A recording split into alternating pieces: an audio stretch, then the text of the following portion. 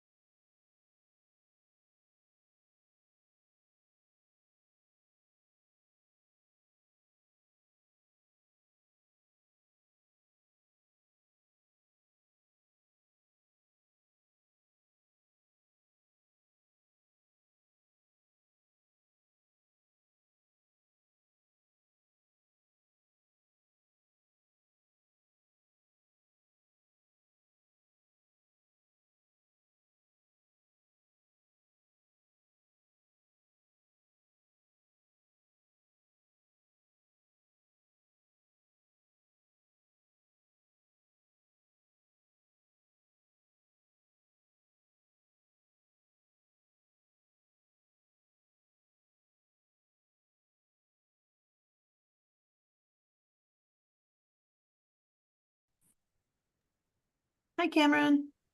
How are you doing? Good. How are you? Nice to meet you. Nice to meet you too. So I'm hoping we'll get a few more people there. Some folks, I know Debbie Colucci could not make it, but I know a number of other folks said that they could. But I know it's also a tricky week after the holidays, so we'll see how many folks we end up getting.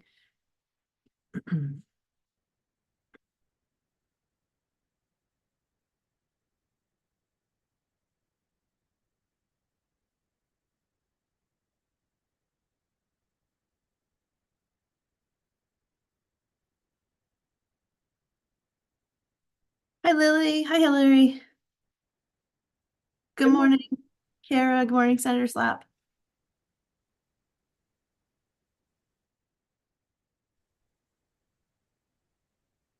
Morning.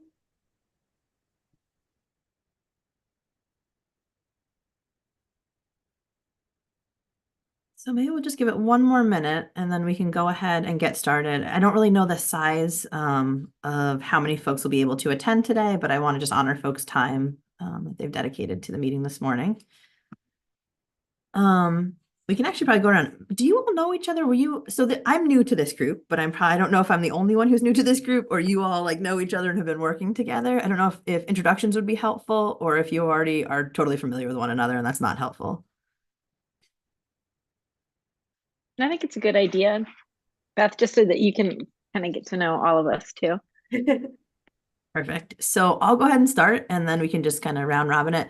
So I am the executive director of the Connecticut Alliance to End Sexual Violence. We have worked on campus-based sexual violence prevention, awareness, and training, things like that for many years. My colleague Bridget, prior to her transition away from our organization, was the chair of this council. So I've been working primarily with Lily, a little bit with Hillary, definitely with Jazeera, sort of behind the scenes to keep everything going during the transition and kind of that funny holiday period where it seems like the whole world stops for a couple weeks. And so really I'm just hoping to get us back on the same page today.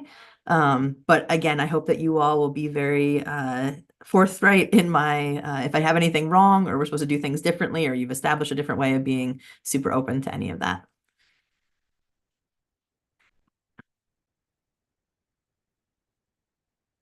Maybe Lisa, do you want to go next? Oh, you're muted, Lisa. Happy New Year. I have to get used to this. I'm Lisa Giliberto. I'm an attorney with the Victim Rights Center, which is a part of the Connecticut Alliance to End Sexual Violence. I represent pro bono victims of sex assault and stalking, and that has included in Title IX hearings. And I'm very excited to be a part of this council. Jazeera, and then Cameron, do you want to introduce yourselves? Hello, my name is Jasaira, and I am the clerk for the Higher Education Committee here at the Connecticut General Assembly, and I also act as like the administrator for the council. So, you know, a lot of the background work. Yeah, good morning. Hey there, everybody. Cameron Liston. I'm the Title IX coordinator at the University of Connecticut, representing the University of Connecticut on the council. Thanks so much. And then Lily, Hillary, and Kara, would you all introduce yourselves? Happy New Year, everybody. I'm Lily Svensson. I'm the director of the Office of Institutional Research at Yale. On the council, I hold a seat for someone who's in higher ed doing statistics and assessment work. I've also been involved over the years in developing what's known as the AAU survey that was run in 2015 and 2019. Our resident expert. Hi, good morning. Happy New Year. I'm Hillary Haldane. I'm a professor of anthropology at Quinnipiac University, and I hold the other research seat on the council. Good morning. Happy New Year. I'm Kara During. I'm the Director of Community Impact at the Center for Empowerment and Education. We're a member center of the Connecticut Alliance to End Sexual Violence. Thanks, Kara. And then Senator Slapp, if you want to introduce yourself, I'm guessing we all know who you are, but if you want to introduce yourself, that'd be wonderful too. Yeah, great. Thank you for everyone's work, and Happy New Year. My name is Derek Slapp, State Senator from the 5th District. So that's West Hartford, Farmington, Bloomfield, and Burlington, and the Senate Chair of the Higher Education Committee. And just thrilled to be with you this morning. Thanks. Thanks so much. So our first item on our agenda is to look at the draft guidance document. So as we went through, and again, I really appreciate everybody's behind the scenes support who's helped me kind of get acclimated to the group and the role that we should be taking as the Alliance. The initial letter went out. So there sounds like there's basically 3 phases that this group established before the holidays. The first phase is an initial letter that just kind of lays out the council's charge, lays out some of the initial guidance that campuses should be thinking about when implementing upcoming campus climate surveys, and then talks about providing a list, which we did in a separate document, of current Title IX contacts on Connecticut college campuses. The second phase is the task we're going to talk about today, which is that draft guidance document. So this is a more intentional, longer, more in-depth document that looks at the specific questions that are in some existing campus climate surveys, and then looks at the legislation and the requirements of what types of questions or information needs to be pulled out of the campus climate surveys in Connecticut. And so this would be probably the most substantive, task of this group. And so what we thought today is, I know that lots of folks prior to my having worked with you all took on the writing of some of that. And so we sent out a draft document, I think included some sort of footnotes to it also. But that's sort of where we want to start today. So please, again, feel very free, because I'm new to the group. If someone else has more context or can cue this up better than I'm queuing it up now, please feel very free to do so. But I'd love to run through that and hear folks' feedback, just around that document to start us out.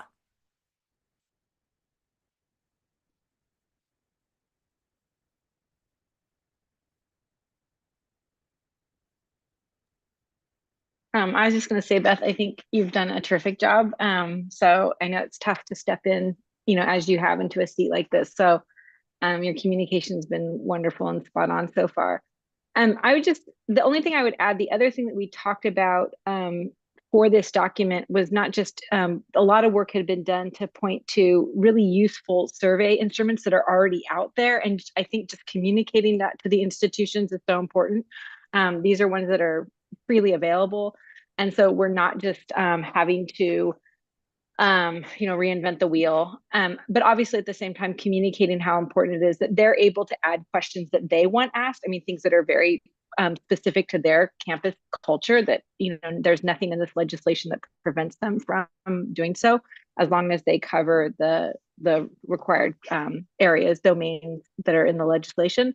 But the other thing that we did talk about, Beth, in terms of what we wanted to do with this guiding document, was also just the thoughtfulness of how you approach this kind of survey of your campus culture. And so we put a lot of thought into, it's not just, here's some useful surveys, this is the deadline, this is what you need to do with those results. Why is the state even requiring this, and who does it go to, and kind of who evaluates what you've done. But also, how do you prepare a campus with such a sensitive set of questions? And so that was also what the doc contains is, have you thought about these things? Now, not trying to tell campuses how to go about implementing the instrument, but these are just some things from research that we know you should be considering to prepare a campus for something that is not just being required by our state, but the new federal legislation will be for a survey. And I just think this is a great opportunity for institutions of higher ed in Connecticut to be prepared for that and kind of get to know their campuses better as they prepare to ask these very sensitive. Yeah, I really appreciate that. And I think that that's great. And it's a lot of what Bridget and I, had talked about also, is kind of how do you think about culturally, how you set that up both to get really important information, but not to think about, causing further harm for folks who might be victims and having to sort of answer some of these questions or, think about hearing more of these conversations. And I do see that it's implementation guidance that's part of the document that was shared. That's where those questions are asked, where you sort of, have campuses think about doing some more intensive introspection about how they queue it up, how they're going to support folks who might need additional support after doing the survey.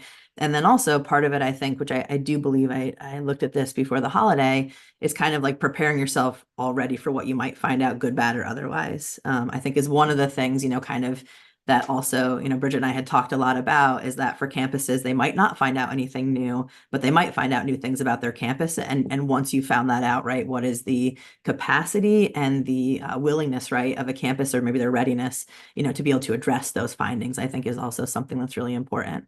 Go right ahead, Lily. Yeah, I really appreciate the points that you're both making as well. And I really like, Hillary, especially something you said, that you're getting to know your campus better. So, and I think there is something there in the process of how do you prepare your campus for this topic of assessment, and for whatever methods might then be in use. That I think the current set of draft questions for thought in the report start to get to, and I don't know sort of what the specific timing is for the next phase of this draft report, but one revision that I thought might be useful now that we have our council's kind of guidance letter out and posted, would be maybe to take that letter and do a little bit of tying together of some of the points that are raised there, and then some of the thought questions that are in. And I would be happy to kind of make an attempt at that after the call today, if that's something that would make sense to others. But to sort of take some of the points of guidance that we offered in that letter, for example, around the importance of your communication and outreach, and then connecting that to how a campus might think about what their assessment looks like. One of the sort of questions for thought that came to mind for me as I was reading the current draft was also, what are your current sources of data, right? So we don't want to over survey students. Where we can, we want to try to minimize burden, especially on students who might have experienced sexual misconduct in different forms, or sexual violence. And I think oftentimes for the topics in the prescribing legislation, there might actually be some existing sources of information that also ties back to one of the points that we make in the guidance letter about the potential for a mixed methods or qualitative approach. As you point out, Hillary, this is a much longer term sort of project for these campuses. We're going to have a federal survey at some point in the near to medium term.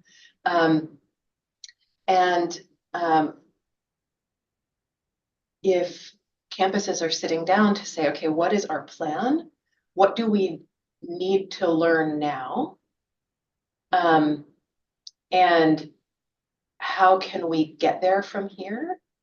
You know, I imagine there's actually a lot that campuses could learn by looking at statistics that they might already have, and by maybe designing some more sort of qualitative initial phase of how they're learning about their campus views on some of these very broad topics, because a web survey is necessarily so narrow in the way that questions are asked. I know we found at Yale just a lot of value in starting with more of a structured interview or even focus group approach for broad kind of climate related topics, that then we get a lot of information to start with. And then also that helps us really understand where we want to zoom in more of a web survey format. So maybe sort of tying together a couple of these two documents might give some ways that we could kind of point folks to different ways that they could think through, so that campuses don't feel like they necessarily have to run a web survey, you know, sort of an omnibus web survey, if that's not going to be the method that will generate the information they need at this point. Because I think colleges are at such different points in what they know about, you know, these different topics.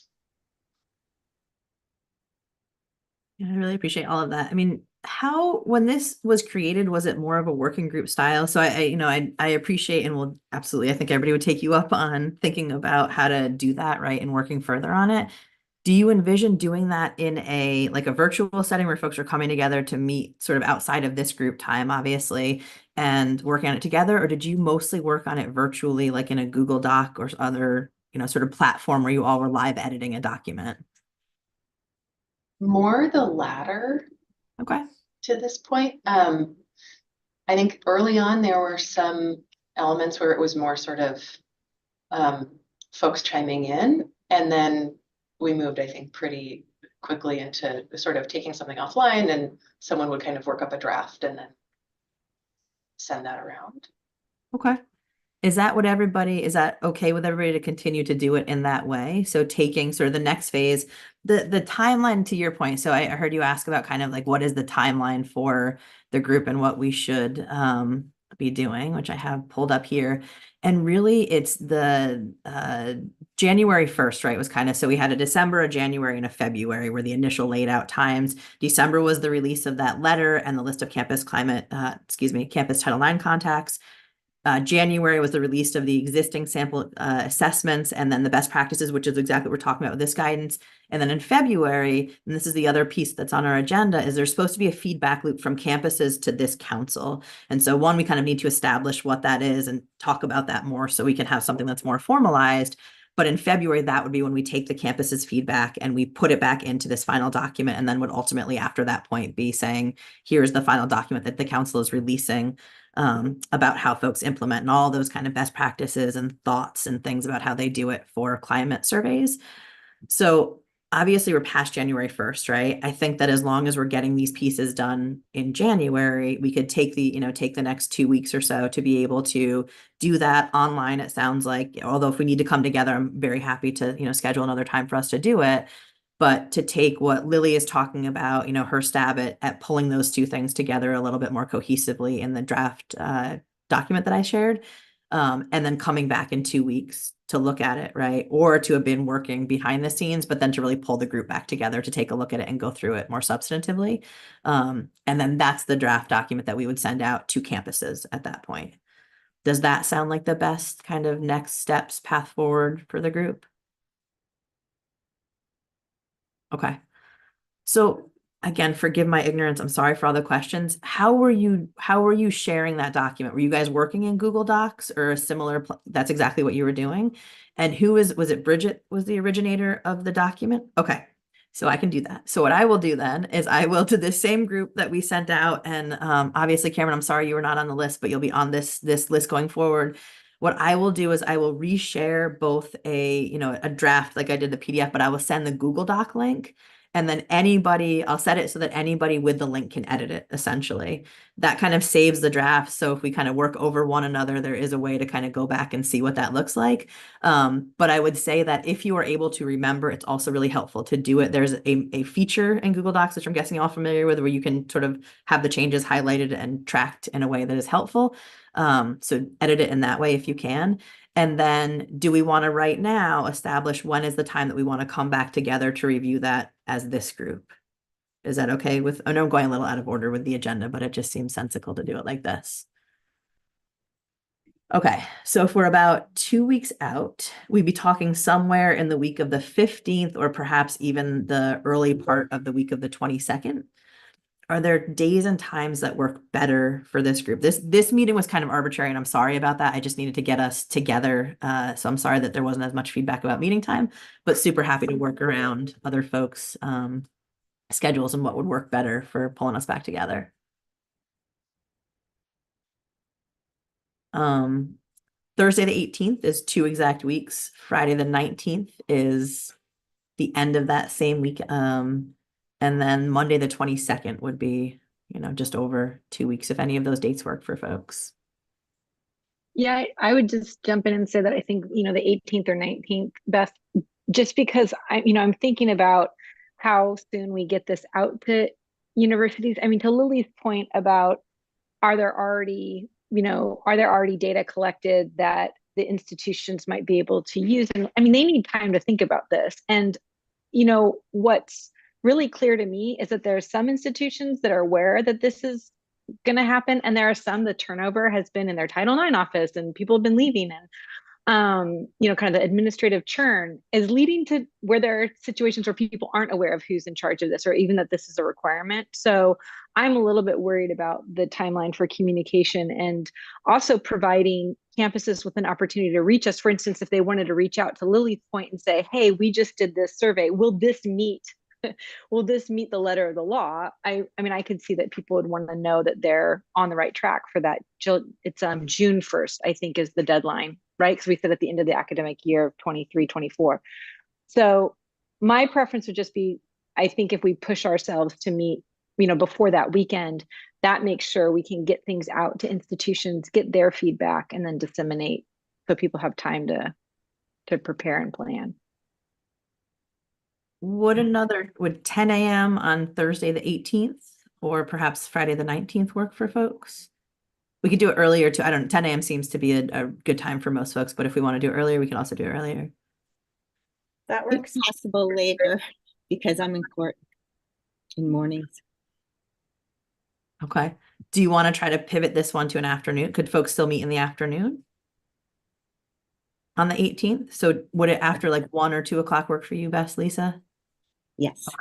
I can do the 19th afternoon, but not the 18th. Do we want to say 1 p.m. on Friday the 19th? Would that work for everybody? All right. Going with the head shaking to say that this is going to work. Okay. And just a quick question, was the initial guidance, was that just posted to the website or was that actually sent around to the schools? I had some folks reaching out saying they hadn't seen it yet. And I just don't know what the awareness level is at the higher education institutions.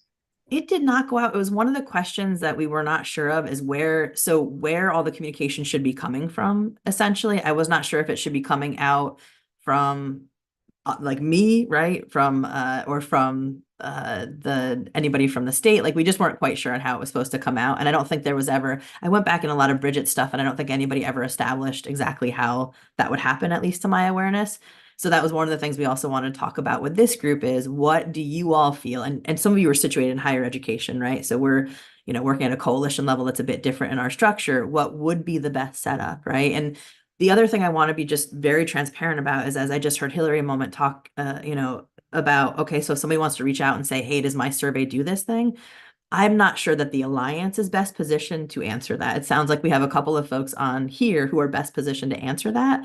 So my only other thinking is maybe it comes out from two of us, meaning that I'm really happy to continue to be in charge of the communication. But if there are more technical questions, it would be helpful to have another member of this council who is in higher education be kind of a partner in answering those technical questions that I might not be as well poised to immediately answer. Yeah, I think we had a list, Beth. There's a list of, it's on one of the documents where people were willing to, respond to questions. And maybe what we could do is, if we said we were happy to have people reach out to us, we could say what area that we're comfortable answering. Like I can't answer questions necessarily about community services, but some of our colleagues who are experts in that area could say, we can answer questions about those kinds of things. If people want questions about surveys, they can ask the researchers on the, council. So I think that might be helpful. It's just that list of names that we already, if I saw it in one of our documents. I'm wondering, I'm trying to look through The really quickly. last page of the substantive guidance document. Last page of the substantive guidance document. All right, let me get there and then let's double check in with folks. I see. Okay. So everybody, so Debbie is not here, but other folks are here. Is everyone still comfortable with, if you look at this last page of the guidance document, is everybody still comfortable with what is listed here? And Kara, I'm so sorry, I just saw your hand, so you can speak up at any point.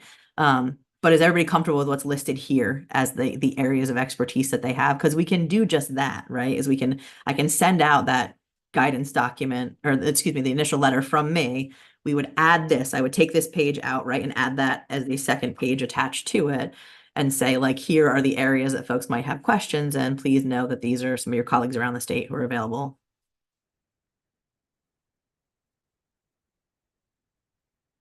Okay. Kara, go right ahead. I'm sorry. No, that's okay. So I know we had talked earlier with Bridget potentially about a possible FAQ page as well. I don't know where we landed with that, or if we were going to wait for some feedback from the universities and campuses to create that, but that was another tool that we were going to kind of implement so that anyone from the council could at least provide some consistent answers to the common questions that we might receive. Okay. I think that's probably still, I don't see a draft. I mean, I have not personally found a draft of it yet. So if somebody's aware that there's one started, please let me know. But I think that's definitely doable from the stuff that we have, sort of already.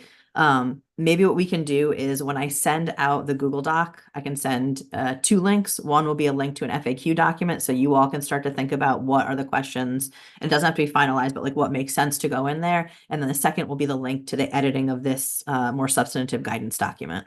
Does that sound okay to everybody? Yeah, that sounds great. Okay. I'm so sorry. I write everything down, so I'm sorry if I'm pausing I don't remember things unless I write them down. So I'm sorry that I'm writing notes for myself as I'm doing this. The best way to remember things. Fair. The younger me would not appreciate that I have to do this now, but it is fact of life. Go right ahead. I'm sorry. I had a question still on the topic of how state sort of constituents and stakeholders would ask, especially the question of, would this allow us to be compliant with the prescribing legislation? And this might be a question for Senator Slapp as well. Who is in the role based on the prescribing legislation and other practices and conventions? Who is in the role of adjudicating that type of question? So is that the role of this council? Is there another body that typically would be the place a campus would go to say, okay, here's what we've done for some other piece of legislation, and are we in compliance with that legislation? Sort of procedurally, where does the responsibility or accountability sit? Yeah, I want to get you a substantive answer as opposed to what I think it is. So we'll review it and get those back out to you, those answers. Yeah, I know one of the things, for example, I mean, that I can think of sort of coming up, and this came up kind of on the back end, is there was one additional survey, but it's only a paid survey that the gentleman thought would fit all the criteria of our legislation after reviewing it. But this group, it sounded like, which makes a whole lot of sense, was like, well, we can't, support, like what we wanted to do, what the group wanted to do was look at surveys that anybody could look at, right? And could utilize without having to pay for it. And so for that one, it wasn't included, I believe, because of the fact that the schools would have to pay for it. And nobody could, there was I think somewhat of a review option, but not even of the full document to my understanding. So that might be a place where if somebody came back and said, hey, we purchased this other survey that exists already, and we believe, can we get that kind of like seal of approval? I also don't know where that comes from, just to be very transparent. But it also feels like it's a weightier responsibility than perhaps any one of us, as council members would be able to provide back to a school, right? And maybe the answer, I guess we'll see what Senator Slatt finds, but the answer might be just that we're not able to provide that level of assurance to a school beyond the kind of guiding documents or guiding, guidance that we provided already as a full council. But I appreciate the question.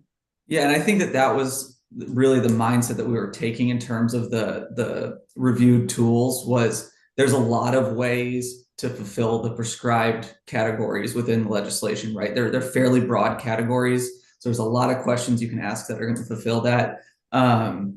And so, I mean, pointing them back to the example questions we have and having them do their own analysis initially, I think would be appropriate. But, if there is some body that can give a conclusive answer, I think people's peace of mind would benefit, but I'm not certain that exists. And it's certainly not the approach we've taken historically here. Right. So the only other outstanding piece that's not on our agenda, we moved through I love how efficient we're being as a group, but the only outstanding piece that we really have now is thinking about a process for campus feedback. And this is a place where I'd really love, especially to hear from those of you on campuses or working with campuses, right? Is what is the most appropriate way to kind of solicit that feedback? And then what is kind of the procedural aspects that we need, or I need to take as a member of the council to gather and then share that feedback, and then kind of how do we implement it back into anything that we're putting out as a council.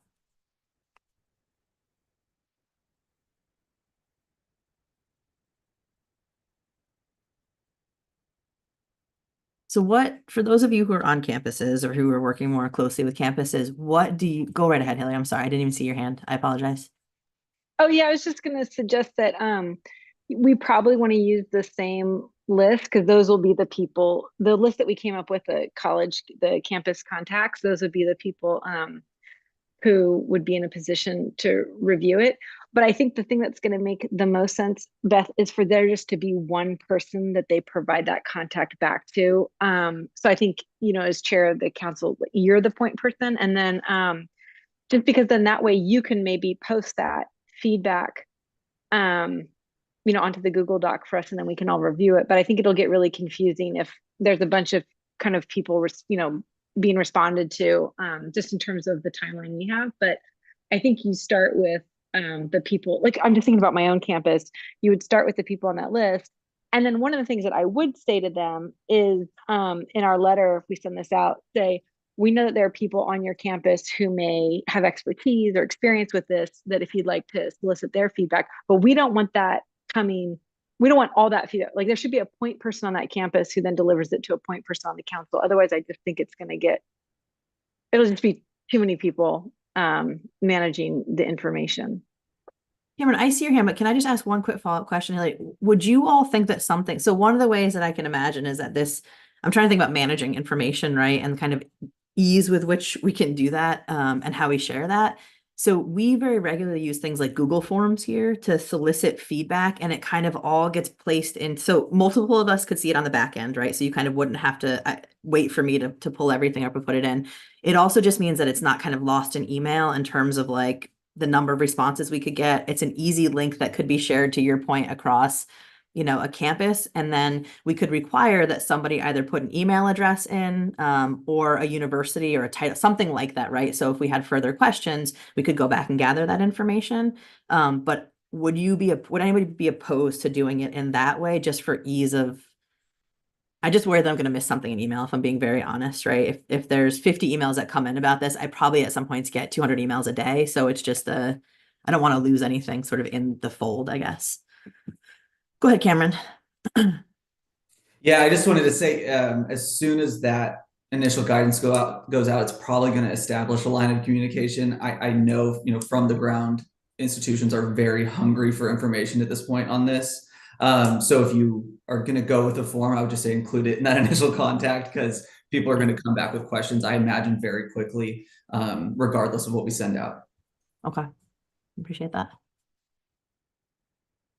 And Lily. And on this sort of same train of thought, I imagine there would be some questions that we receive back through a Google form channel or through other channels that might be better or sort of more efficient to deal with in a live setting. So I think one idea that's come up previously is to have some kind of webinar or like broader discussion available for campus representatives to join that could give kind of an informal and conversational place to talk through these topics. So as we're looking kind of at the timeline, maybe it would make sense to say, even in that communication, here is the Google form, please share your feedback, and a primary way that we're intending to deal with the questions that we get back is by kind of synthesizing them and then bringing them into a webinar setting that will be open for campus reps to join by, sort of aiming for X date or month kind of thing. That's a potentially challenging sort of logistically, just because it would mean finding an hour. But that's also something that could be probably recorded and made available more broadly. I like that idea a lot. I think that makes a lot of sense. And I think there's lots of people who process information, differently, and being able to ask those kind of questions in a live setting would be super helpful. My thinking is, I just looked at kind of the timeline. I wonder if an early March time would be the best time to think about doing that, because that's kind of when the final guidance document would have gone out. We would have at that point collected all the feedback by campuses and kind of organized it and distilled it throughout the guidance document. So we either could think about saying, expect to hear something, or we could choose a date right now and say, okay, on March, whatever it is, as we sent out, this initial information to campuses, put on your calendars or save the date for an early March time. But again, that would probably have to, I would need all of your help. Super happy to host and to, help do that in some ways. But again, we probably would want to see if we could get as many of the people on that page of experts and allies to kind of be there with us also to help answer questions. Go ahead, Kara. So I just have a question to start, because I might be understanding this incorrectly. Are we asking for feedback on the recommendations document, the draft that you sent us, before that goes out entirely? Okay. So in that case, I mean, this may or may not be helpful, but I definitely agree with having some kind of Google form or Outlook form or something that folks can submit their feedback, and maybe we want to provide kind of categories for feedback on feedback on the data points, feedback on the tools, feedback on, that way we break it down a little bit so that not so detailed, but at least it's we can pull overall feedback as well as like specific areas in the document that we're providing. Would you be willing to help me kind of come up with an initial list, like to do that? Again, we can build the Google form here and that kind of stuff, but I'd love if you want to work with me to kind of bounce off to make sure I'm doing it in a way that feels really organized and concise. I'd be happy to have another set of eyes on it. Definitely. Perfect. Go ahead, Cameron. Yeah, so is this for feedback post implementation? Because the statute, we have to be done with the survey by March 1st on campuses. So I think a lot of what we're going to get on the guidance that comes back are clarifying questions that universities are going to need to have answered as far before March 1st as possible. So my only challenge to that, I'm sorry to interrupt. I think if I'm reading this, so please correct me, is that they don't have to be fully implemented. They have to communicate to their students of when a campus climate survey is going out by March 1st. Is that incorrect? It has to be distributed to all enrolled students by March 1st. So the actual survey itself has to. Yeah. So I Okay. think campuses, so it's actually unclear in the prescribing legislation exactly what needed to happen by March 1st. The date March 1st was very clearly conveyed, and everything else is a little bit, I thought it was a little bit unclear. And so the guidance letter that was sent out, I think tried to clarify that by saying by March 1st is when campuses need to communicate to their students about what their approach will be. So even taking a more neutral, I think, stance on exactly what the method of information collection will be in line with the wording of the prescribing legislation, which is The prescribing legislation says on or before March 1st, conduct a climate survey. And part of the conducting of a climate assessment is helping your students to sort of creating scaffolding around what that assessment is. Kind of coming back to our earlier discussion about the importance of the pre-data collection outreach as part of kind of the table setting for what students can expect and how they might understand that data collection. That the survey outreach is actually part of conducting that survey. So that's where I think that part of the guidance letter was really trying to clarify that sending out that announcement that like, here's sort of watch this space, here's what we're going to be doing, and here's how you can expect that to be conveyed is part of the sort of umbrella of what it means to administer an assessment. I think one of the challenges is that in either event, some campuses are not going to be set up to be doing this by March 1st. I mean, I think that's just kind of the reality of it. I think some of you represent large institutions that this has already been a practice for several years, and you sort of have the capacity and the staffing to be able to do it. We think of some of our smaller institutions, and particularly some of the CSU, the state system, I think that's kind of folded kind of in on itself a little bit, right? Perhaps is still figuring out some of their processes. So I think that I appreciate, and I reread, and I was obviously part of conversations with Lily and understanding that larger piece of it, right? If you can kind of think of this survey as this larger continuum, right, of when you're starting it and what that means to provide it. But I think no matter what, I don't think we're going to be able to have anything faster than March with the timeline we have. And I actually don't think it's going to. I think the schools who are already doing it are already doing it, and the schools who aren't doing it are going to need that support in March, if that makes sense. But Hillary, go right ahead. Yeah, because the letter that we sent out, or the letter that got posted, I believe says the end of the academic year. So I think it actually says AY 23-24. So I think that I think we just have to follow that because our own letter, gave them that time frame. But I'm wondering actually if in terms of doing, I really love the idea that Lily had about kind of a Q&A webinar, just where we're available, for people to reach out. I actually wonder if it's at all possible to push that a little bit into February, because if the communication is supposed to start with their students in March, a lot of the institutions have their spring break starting that second week of March. So that's a dead time as far as this work. And so I think if we were, I mean, just if people had the ability, because I feel like we can do this. If we have that meeting on the 18th, 19th, we get this sent out, we have that Google Doc, as you and Kara were saying about getting that feedback. I think that that might allow us to do a webinar type of thing in a little bit towards the end of February. That gives campuses about a week and a half, 2 weeks before the spring break to organize. That would just be my suggestion.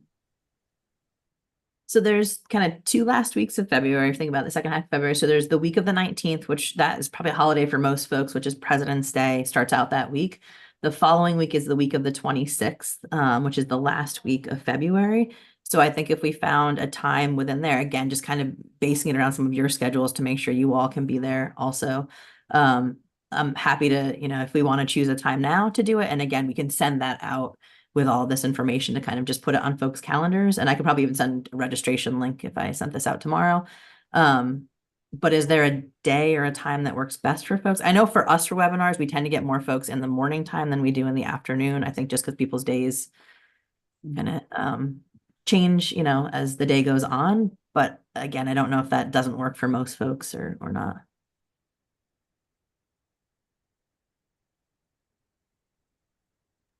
Yeah, I think if, for instance, that 26th, I think if that day were to work for people, that gives kind of 2 full work weeks for most of the institutions before spring break. I don't know. Lily and Cameron are also at campuses, so I don't know what they think about that. I wonder if we could do something on the morning of the 21st or 22nd, because then that would just give a little bit more runway before March 1st.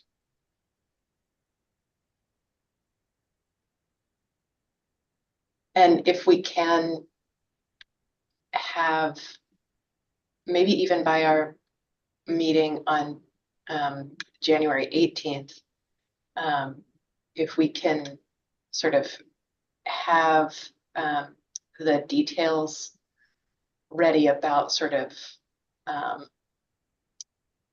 adjudicating what will be in or out of bounds in terms of compliance, I think that'll be a really important piece of information to communicate out to campuses.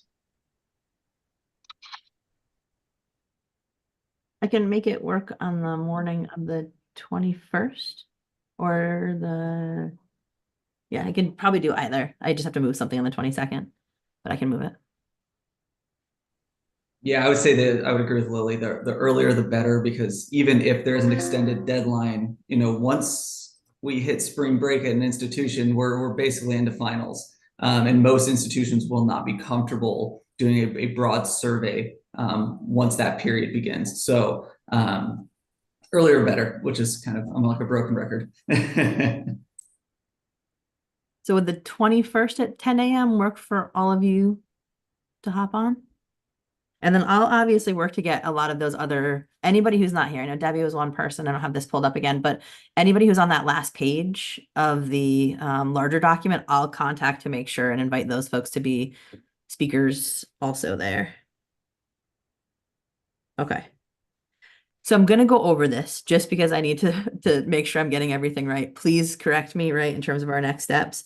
So the next meeting that we all are going to have is going to be on January 19th at 10 a.m., which will be a virtual meeting. Between now and then, I'm going to send you 2 Google Docs.